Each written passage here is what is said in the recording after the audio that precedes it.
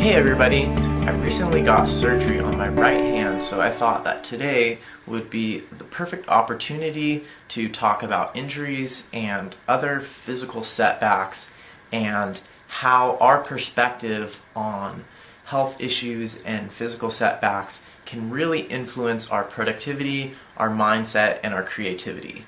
So first of all, this is one of those life examples where it's really important to make the distinction between things that we have control over and things that we don't have control over. And so that takes a lot from Stoic philosophy, and I think that is a really important life lesson. So what I want to talk about are some of the benefits that we can take from physical setbacks and injuries, and how we can slow down a little bit when these things happen to us and learn from the experience. So one of the first things that I think is to be learned from physical setbacks is the fact that physical setbacks and health limitations are inevitable. Even if you are the most healthy person, someday you are going to have limits on your physical abilities and limits that you did not plan for. So you might as well start practicing some of these lessons and getting ready. So the first most important thing is that we don't have a choice about when these things will happen to us, but we can choose how we will react to them. And so our perspective is what creates the problem around these things. If we have expectations of what we should be able to do with our body, then when we are not able to do those things with our body, we will feel like there is a problem or there's a limitation or something like that. So this is a choice, and we also have a choice of whether we are going to think of it as a bad thing that we are physically limited in this time, or whether we are going to think of it as something that was supposed to happen and that will lead to some sort of benefit. There is an example from a Chinese proverb where there is a young man finds a wild horse and brings it back to his family. And everybody says, "Oh, what good luck, we have another horse to add to our flock." The next day, while the young man is training the horse, he falls and breaks his leg.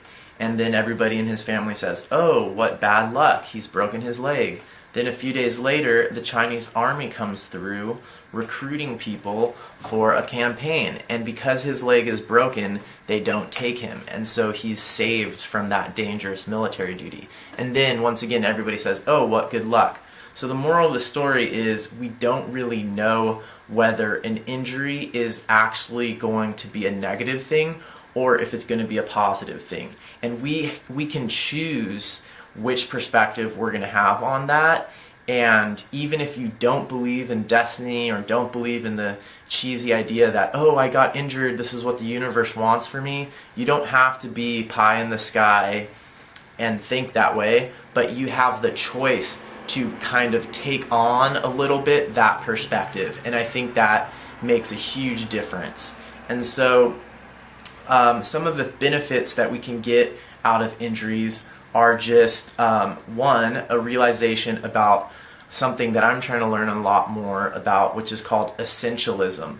What really matters? What do you really need to be happy? Do you need things? Do you need physical well-being? Or what about relationships? So when you get injured and all of a sudden can't do all the things that you are used to being able to do, it can help you realize what are the important things in your life and what are the things that are not so important. So for example, if you're getting surgery, you're probably going to need people to help you.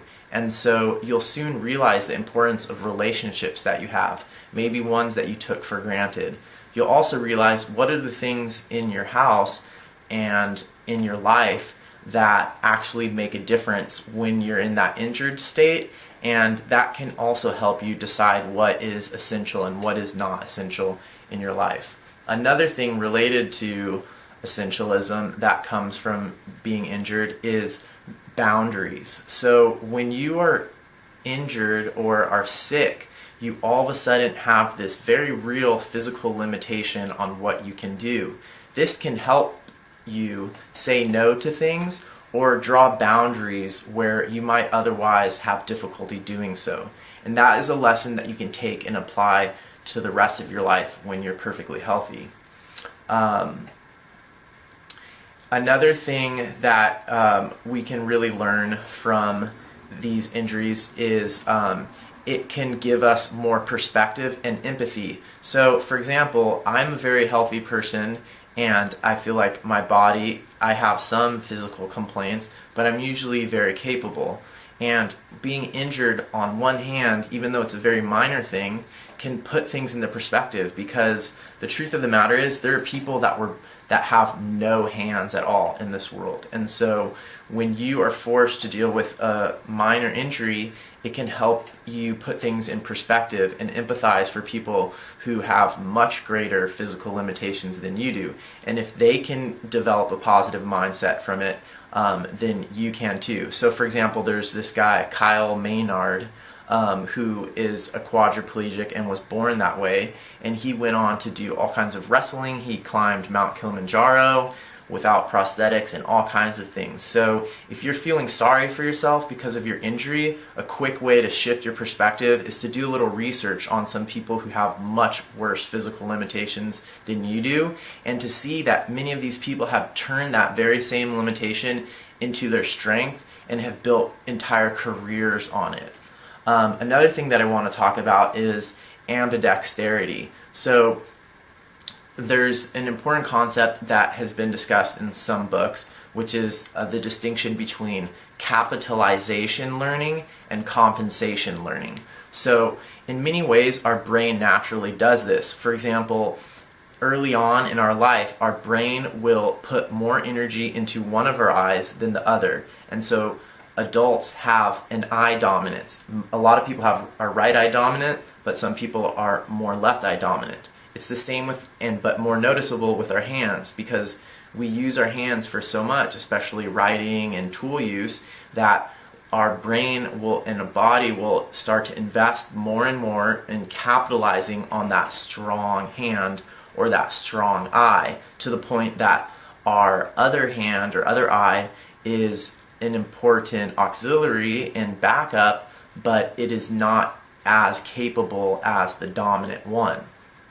So there's a lot of values to capitalization learning, and in our society we really value skill and proficiency, and our media and our storytelling apparatus tends to show the extremes. So for example, people who are childhood geniuses in math and go to college while they're still in their teens or something like that, we tend to mythologize people like that, and people who really specialize and focus in on capitalizing one thing that their brain or their body is already good at, such as Michael Phelps, the swimmer, really capitalized on the fact that his body type and his many of his predispositions lent themselves towards swimming, and he really capitalized on that. And that's a beautiful story, and that's really great. But the other end of the spectrum, and it's important for us to be able to make conscious choices about this and understand this conceptually, the other side of the spectrum is what's called compensation learning. So compensation learning is where you will practice more what you are not good at and develop skills in what you are not naturally strong at, and that develops a more well-rounded skill set. And so there are pros and cons to capitalization learning and to compensation learning. And so with compensation learning, that would be like investing in ambidexterity. Instead of getting super good with your right hand, you put some time into practicing with your left hand and compensating for that discrepancy in hand dominance. And so capitalization is really good at, some of the pros of it are more efficient. It's more efficient. It's faster learning, and it's really good in an environment that's not changing very much. And compensation learning, it takes longer, it's less efficient, but it's more resilient, and it also helps develop neuroplasticity. And so the networks in your brain, and it helps develop flexibility in your brain, which can be put towards other types of learning tasks. And compensation learning is especially good and this is the part that I think is important in this day and age, it's especially good in situations where the conditions and the environment are changing and are not easily predicted, which is like the world that we live in today. So another thing that I wanted to talk about in this is just how can we be intentional about this? How can we be self-aware about these differences? Before we have an injury, we can start practicing. It's sort of like, with ambidexterity, I would say it's sort of like learning a second language. A lot of people, once they're an adult, have issues learning a second language, because when you first start learning, you're so good at using your primary language, your right hand, that starting to use your left hand, you feel like you're being a little kid again. And when you are a little kid again, it takes away from your sense of power and proficiency. And that is a really difficult thing, especially as an adult, in a culture where you command the language and you command the skills, and you're able to write and do all these things with your right hand. So I think it's really important to give ourselves permission to try. So you can set aside time every day, and starting with small things, and say, I'm going to practice brushing my teeth with my left hand. And I actually started that way. I did this beginning in high school, and now I would say I'm very proficient with my left hand, which is great today because I cannot write or draw or brush my teeth or do many things with my right hand or eat. But luckily I've been practicing over the last 15, 20 years, so I can write, I can draw, I can use a fork, I can use chopsticks, I can do a lot of things with my left hand that I think most people cannot. I'm probably about 65% ambidextrous. So starting off small, so that and giving yourself permission to try and permission to fail, because you're going to suck at something for a while when you're first learning it, especially with your left hand, and it's going to feel very awkward. And a lot of us as adults, we feel like we're done with that phase. After being a kid, you're awkward for a really long time. So practicing this will be very beneficial for you. Another thing I want to point out is that physical limitations and injuries are inevitable, and as we age, we're going to run into more and more physical limitations. And I think our generation, whether you're an exennial or a millennial in your 20s or 30s right now, you're at the peak of your life right now, and you're looking at old people who are struggling with, the technology and other physical limitations. And what I think we need to realize is that our generation is probably going to struggle about aging more than any others. We're likely to see a lot more rapid change in technology. If we think our parents are struggling with the technology today, when we're their age, the technology is going to be much more different. And we're also very obsessed with physical proficiency, and a lot of people really pushing their minds and pushing their bodies to achieve a lot in their 20s and 30s. And our generation, I think, is going to struggle when we face these limitations when we're older. We're also highly encouraged to specialize in one thing and get good at one thing. So all in all, I think whether you have an injury or a physical setback right now or not, take time to reflect on how compensation learning can benefit you, and how there's all these things from being injured, or if you get sick, what can you learn during that day that you take off from work? What can you learn about self-compassion also?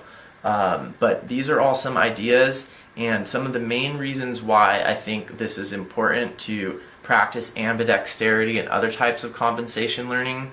Some of the main reasons are to improve your adaptability, to improve your neuroplasticity, which is the ability of your brain to rewire itself, something that's going to be very important for us in the future that we are not able to predict right now.